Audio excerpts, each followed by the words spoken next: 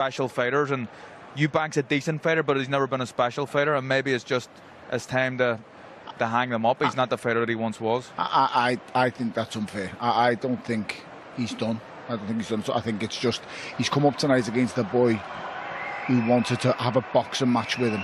And if people listen to me all week, my point was from day one, Chris Eubank Jr. is a better fighter than he is a boxer. And Conor Benn has shown me tonight a different game plan, a different side to him completely. Showed that he can keep his temperament in place and that he can box, Addy. And he outboxed Chris Eubank Jr. tonight. And that, for me, he used the speed, he used the size, he used all of the attributes he has to his advantage. And Chris Eubank Jr. couldn't deal with it. I haven't seen Chris Eubank Jr. outboxed that well since Billy Joe. Yeah. And George Groves. He was thoroughly outboxed and beaten in every department. Yeah, he was. That's not to do with getting old, because he was in great shape and he did let his hands go around 7-8, but he couldn't deal with the elusiveness and the offset and feint of Conor Benn tonight. We looked over our shoulder because we thought another fight had kicked off in the ring. Yeah. It was actually Chris, as you probably saw, Conor, walking back, taking in the adulation from the fans. Here's highlights of the fight, and from round one, you could almost see that Chris's legs maybe didn't look underneath him, and Conor was on the front foot, a bit like a pit bull, wasn't it? Yeah, and he hurt him a few times, but he was controlled with his attacks. He wasn't pulling forward, he wasn't wasting too much energy. There was a lot of kind of head movement that for no reason the last time, like he was out of range and he was moving his head and stuff, and he's an emotional guy, and I think that emotions are good for him, but maybe he's just a little bit too emotional fighting in the last fight. He was in control. So he was very in control. He was in control. I think the biggest point that we made before this fight was, who wants to go into the fire? Who wants to go to that dark place first? In my opinion, it was clear Chris didn't want any part of that dark place. Yeah. Chris didn't want to go back there, and I think what Carl touched upon earlier this week was, it's hurt him more. Yes, he might have won. He won the battle, but he did not win the war, and tonight the war was won by Conor Benn. You know, you could say it's the second half of the battle, but that was as convincing as a win as you will ever see in boxing, as convincing and one-sided win as you're likely to see. That's the round 8 that you're talking about, those two right hands where it looked like the last throw of the dice. But he couldn't do anything else after that, Addy. That's the thing. It took so much energy to do that, and then he worked a little bit for 5 or 10 seconds, and I just thought there was nothing left tonight. And I know Tony's saying that it was a great performance from Conor, but I just think there was evidence there that this might be the time for Eubank to call it a day. And I don't want to sound harsh. No. I'm just trying to be honest. You're both fighters. You both have been there. Can we revisit that? Like, Carl says that maybe it should be done. When you see a fight like that, which is a near shutout, what makes you think there is something left with Chris? If it's a near shutout, Tony. It's a near shutout because he's fought a man who's quicker and sharper, and he's tried to box him again. Like, he's not a great boxer. Chris Eubank, he's a good scrapper, he's a good fighter. When he gets up close, he throws punches in combinations. But I pointed to this before the fight tonight. He can no longer fight Addy for 3 minutes a round, and he hasn't been able to fight for 3 minutes a round for the last couple of years. So tonight, it's just this version of Conor Benn will beat him 10 times out of 10. Because he can't deal with someone offsetting him with feints and somebody boxing him who's quicker than him. And that's the problem Chris Eubank Jr. is always going to face. I said before, he weren't listening to Bomac. Yeah. I was sat for 80% of the fight right by his corner, and Bomac was screaming the correct instructions for him to follow, and he didn't want to listen, Addy. He didn't want to listen. It's the most expensive man in the world, and you've paid him to give you a drink. You didn't listen to his advice. He was telling him, put the jab on him, use the jab, create the distance and fire from out of range, and he wasn't listening. But listen, he's paid the price. One thing I will do, I'll give him a huge amount of credit, because he went going in, he stayed in there, he took the lot. He's brave. He's a brave boy, Chris Eubank Jr. I give him all the credit in the world. I said this before the fight and I'll say it after it. The two of them are absolute warriors of the highest order. When you think of British boxing, just before we hear from Darren and Barry, when you think of British boxing now and Fury and AJ are on the way out, right? I mean, at best, a couple of fights left. I know Warrington and Wood are going to get it on. When you think of the biggest ticket sellers we've had in the last decade, all kind of coming to the end, Chisora, Dillian White, etc. How important is it for British boxing that there is someone like Conor Benn, 29, who can fill a stadium like this. It is important, but we always create them. We always find them. They'll keep coming. Of course. There's a conveyor belt of great fighters over here. What Matchroom are doing on the global stage of boxing is unprecedented. These guys have got huge bills in America, huge bills in Saudi Arabia, huge bills in England, filling stadiums, you know, half a dozen times a year. So don't worry, they've got a plan. Matchroom bring longevity, and that's just the way it's going to go. This has been an unbelievable show put on by Turki Alashik in the ring. It's been unbelievable from start to finish. But understand, we are a country that breed champions, and we always have, and guess what? We always will. We want it over here. That's just the way it is. Go on, Tony. Here. Yeah, here. All right, let's go downstairs to Darren Barker and Barry Jones for their reaction. Gents. Thanks, Ade. Yeah, and what a show. I agree with Tony Bellew there. Incredible from start to finish. But the performance of the night, Barry, is with Conor Benn. Yeah, he did what most of us didn't think he could do, to be honest. And out-jab Eubank and just, you know, box a different fight, a smarter fight, a more controlled fight, and discipline that I didn't think he had. You know, and I would say technique. I didn't think he had that great technique before. I think he showed it all tonight. And I got to be honest, without getting filled in by Tony Bellew, I agree with Carl Frampton about that. I do think that it should be the end for Chris. I do think it was evident from round one that he was flat, and that might be to do with weight, not just wear and tear. But I think it's probably the latter, wear and tear, and sometimes you just wake up one day and you haven't got it anymore, and then that might be the case. Or was it he just couldn't do it, or he wasn't allowed to do it? No, I think you've got to listen. We should give all the credit to Conor Benn because he boxed tremendously well to a plan with discipline, and he did all that. But Chris, there was opportunities where Chris could have pulled the trigger, could have got the jab going. Even from the round one, he gave away the centre of the ring, you know, and didn't want to throw his punches, and that's a sign of a guy who's lethargic. And we've all been there when you make the weight wrong and you're quite lethargic, and it might just be that. So Tony could be right, but I would tend to think that is probably the end. Yeah, this final round, that right hand, and you know, showing that Benn carries the power at this weight. Talking about dropping down to welterweight, but you see the effect it had on Eubank. That's a mixture of reasons why he's gone down in that final round as well. But the commitment to every punch he threw, but still keeping his shape for Benn in a 12-round fight, even if you're dominating, is phenomenal, and he did it tonight. And that's why, you know, to be honest, that knockdown was probably coming, because every time he threw a shot, he threw it with conviction and belief, and he was landing on the target. And at that time, it was the shot that he never seen Chris Eubank, and he got put down. And Eubank did well to get up and stay up and see the end of the fight. To be fair, but Conor Benn was just tremendous. I said that he was supersonic. He really was. I mean, he proved a lot of people wrong, and that's a satisfaction in itself. Do you believe him when he says that's the end of the rivalry between the two? There's a lot of money in a third fight, isn't there? I mean, they've got a lot of money. No, but you know, he seems like a content man. We saw him all week. I'm content. I've secured my future for me and my family, and now it's about going for glory. And I like that attitude. Actually. Yeah, I do. And if you're going to end a rivalry, you end it with a performance like that. It's a shutout, basically. It's not a close fight, and you think, well, look, it's up for grabs now. Who's going to be the victor out of the two of them? But the thing is, he's won easy. You win your little.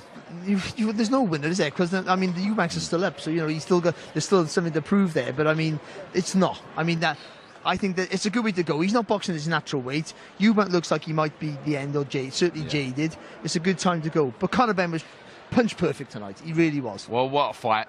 What a show! Ade, lads, back to you. Cheers, Darren. Thank you very much. I'm not quite sure how it's possible. Darren's hair's grown during the show. Like, bravo, he looked like he's stolen baddies. We need it. Like, I need it up here, Darren. Look, there's a party in Conor Benn's dressing room. Wife Victoria, the whole team there as well. His mother, everyone's in there, and they're going to be. That party is going to continue and continue and continue, and rightly so. We asked for your votes on Fan Zone Fight of the Night. Surprise, surprise, Benn Eubank. It was a shutout, and it's an emotional choice, isn't it? For the performance, I get it, yeah. But for me, I thought Catchell and Esserman was unbelievable. The engine Echo Esserman showed after that fight to come back into it was phenomenal. It really was. I thought Adam Azim was quality tinight.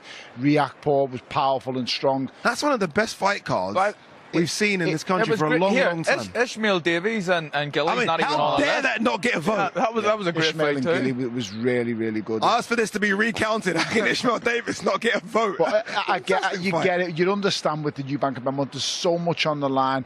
There's so much emotion involved, and it's not just emotion for them too. This whole country's gripped by it.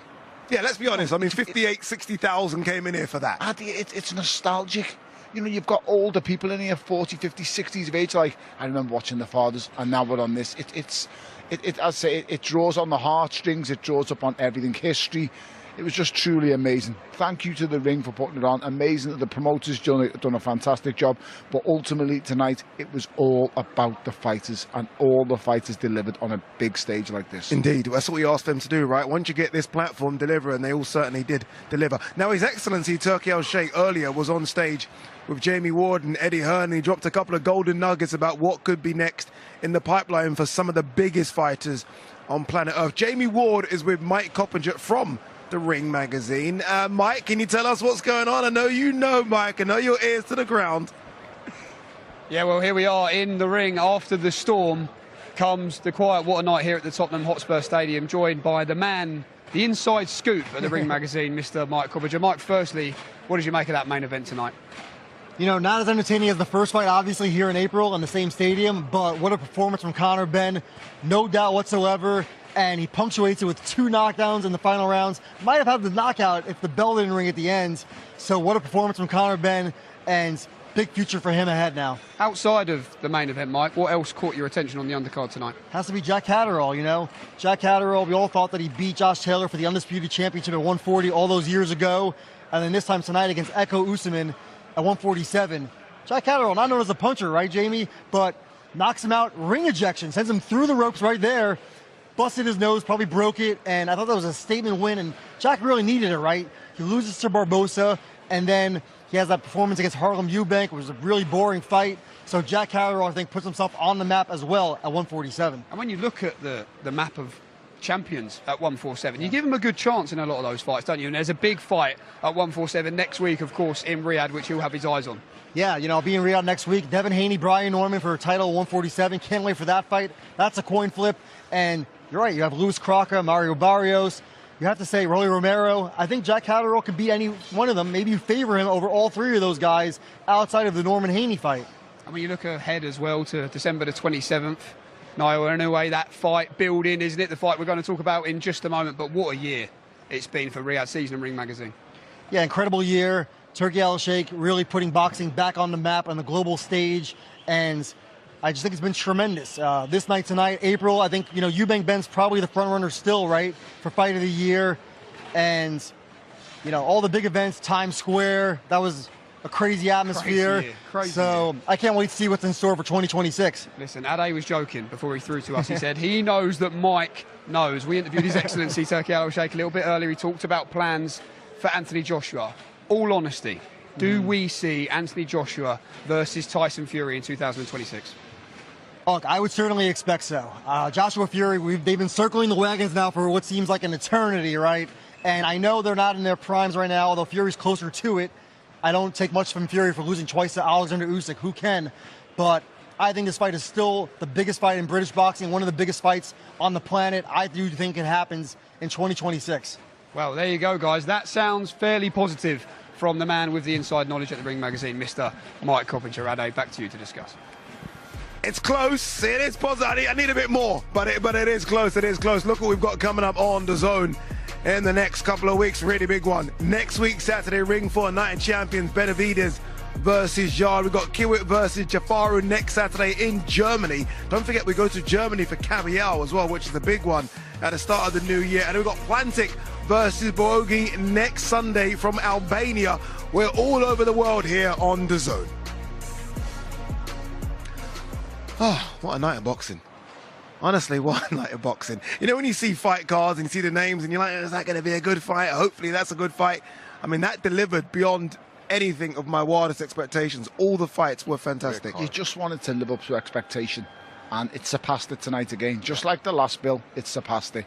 Last time, the 2 boys actually saved it, I think, at the very end in the first Conor Benn and Chris Eubank fight. But tonight, every fight exceeded expectation, in my opinion. They were all brilliant. So kudos to the fighters, and let's get the next one on the road. Let's get the next one on the road indeed. Just before I let you both go, put you on the spot very quickly.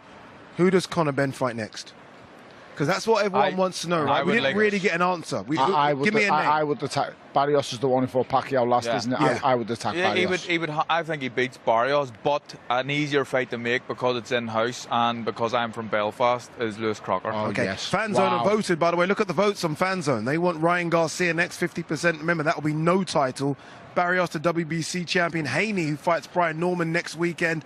And Lewis Crocker. I don't mind going to Belfast. We all to Belfast. We all know who he wants, and we all know the reason why. Yeah. He wants the belt his father won. And Barrios owns the WBC belt. So that's kind of... The boy's at a position now where, you know what? He calls the shots. He gets what he wants. And I think that's the one you'll see. And he gets what he wants because, in the end, he got the victory tonight. Again, thank you so much to everyone that tuned in. Thank you so much to the 60,000 plus that turned up to here at Tottenham Hotspur Stadium. Once again, thank you to the whole team. But most importantly, thank you for Mr. Carl Frampton, because you've been fantastic, Carl. You have. Thanks. Throughout, you really have. No, but seriously, look, it's been a great night of boxing here. Thanks, Ed. It's okay, I get it. It's been a great night of boxing here on The Zone. Eubank put up a great performance in what could be his last fight, but Conor Benn just got one back for the Benns. I have a feeling we see it again. Thank you for tuning on The Zone.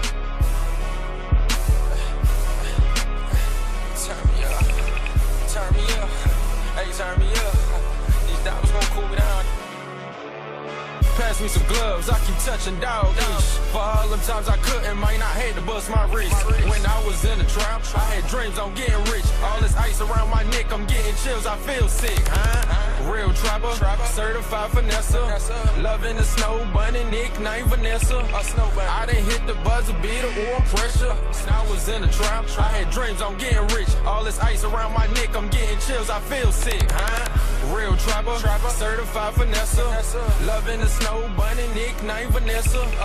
I done hit the buzzer beater, or pressure. Got 23 inside my clip, like LeBron James. Yeah, man, stop playing the boss. Turn me up. Yeah, but